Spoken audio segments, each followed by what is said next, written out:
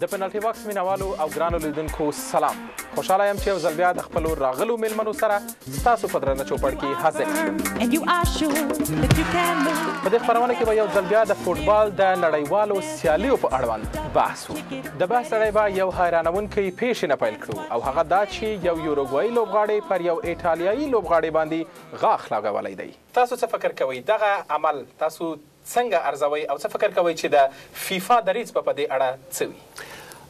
یک سوال از شما هاشم جان، شما خب بعض وقتا فوتبال میکنین، شما که فاول میزنین چی رقم فاول میزنین؟ خب فاول تخریجی تا فاول عمدی فکر کنم بسیار تفاوت داره. خب فاول وقتی که باشه بیشتر به خاطر ایجاد مانع حریف ایجاد میشه. او دو بار در گذشته نیز عین کار مرتکب شده. یک بار در وقتی که بازیکن تیم آژاکس بود و بعد از اویی که گردن حریف به دندان گرفت برای 7 مسابقه اجازه حضور نیافت و بعد زود در سال 2013 که بازیکن لیورپول بود ولی بازوی کپتان تیم چلسی را باز هم یعنی اصلاح پذیر نیست دندان گرفت و بعد 10 بار از رقابت حذف شد. و آنچنانی که مربی تیم ایتالیا گفت که هرچند من ندیدم که چه وقت شانه بازیکن مرا دندان گرفت ولی جاهای دندانش در بالای شانه بازیکن خود دیدیم و او را بسیار زیاد یک عمل شرم‌آور عنوان کرد. تاسو څه فکر کوئ؟ اصلا لکه څنګه چې مشرف ویل دا خو ورزشي یا د ورزشي اخلاقو له پلوه خو یو بیخي غیر قانوني کار دی او اوس فیفا یا د فوټبال نړیوال فدراسیون په دې باندې فکر کوي چې دې ته څه ډول سزا وټاکي. خو داسې وړاندوینې کوي چې کیدای شي د اوږد مهال لپاره په د باندې بندیز ولګول شوی. د اوس لپاره په رسنیو چې کوم راپورونه راغلي چې ما ولوستل ویل کېږي چې ممکن په 2 نړیوالو لوبو کې د بند شي له لوبو نه چې دا به له شک پرته د یوراګوای لپاره یو لوی زیان وي ځکه چې د هغه یوراګوای پیاوړی لوبغاړی دی او قوي گل وهونکی دی. بحث هم میبریم به سوی رقابت امروز که یکی از رقابت‌های امروزی بین تیم‌های آلمان و ایالات متحده بازی میشه. چی فکر میکنین که نتیجه چی خواهد بود؟ دا دواړه ټیمونه داسې ټیمونه دي چې خپلو تیرو لوبو کې ډېرې ښې لوبې کړي. جرمني هم خپلې لوبې ګټلې مساوي کړې. امریکې هم تر اوسه کومه لوبه نه ده بایللې.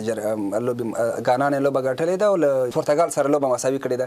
له شک پرته چې دا به یوه جالبه لوبه وي خو زما په نظر ممکن جرمنی لاسبری وي او لوبه وګټي. نظر که ما دارم ایسته که 2 مربی آلمانی به مسافه هم میرن. ببینن اگر ما 11 بازیکن هر دو تیم کنار بگذاریم این تقریبا یک رقابت مربی هاست. چقدر این 2 مربی از اونمو رازهای خفی خود میتونن استفاده کنن تا ای که با افشا کردن نکات ضعف یکی دیگه به پیروزی دست بیارن. اگر باز هم موضوع خود بازیکن‌ها موضوع بسیار مهم است. یعنی فکر نمیکنین که هر قدر اگر مربی 2 تیم یک نفر هم باشه نمیتونه که با امو کارهایی را که خودش در یک تیم انجام میده در همین تیم دیگر هم زه فکر کوم د مشرف هدف دا دی چې د امریکای روزونکی چې د جرمنی پخوانی مرسیال روزونکی دی. نو دیو بل نه تنهایی موضوع ببینن فوتبال آل روی سیستم استوار است. نیرومندی یا توانمندی فیزیکی کار خودم میکنه ولی سیستم بازی است. من بدون شک باور دارم که کلینسمن از تمام سیستم های بازی آلمان آگاه است و مربی تیم آلمانی هم از تمام سیستم های یک بازیکن آلمانی آگاه هست. چیزی که در اینجا بسیار زیاد های اهمیت است که کدامشان میتونن از اون نکته ضعف یکی دیگه خود استفاده کنن. گانا و پرتغال و یا بل سره مخامخ سي څه فکر کوي چې کوم ټیم به وګټي؟ ګانا یې ګټي. ولی ګانا ډېر ښه لوبغاړي لري او خپلې لوبې ګټلې دي او پرتګال ګانا د آلمان سره مساوي وهله. له آلمان سره مساوي وکړه. پرتګال خپله لوبه بایللې ده بله لوبه یې مساوي کړې ده او رواني فشار لاندې زیات دي او هغه خو ور له مخې له ګروپ نه حذف شوی ټیم دی.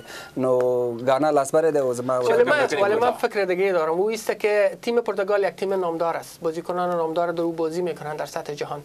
نهایت کوشش خود خواهد کرد به خاطر احیای امو حیثیت آبروی خود این بازی را ببره. مننه از تاسو نه. ګرانو لیدونکو د دې اونۍ خپرونه په همدې پای ته رسیږي. ستاسو د نظریاتو په انتظار یو.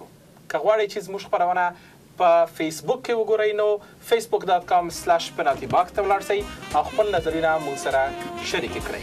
تر بیا خدای پامان.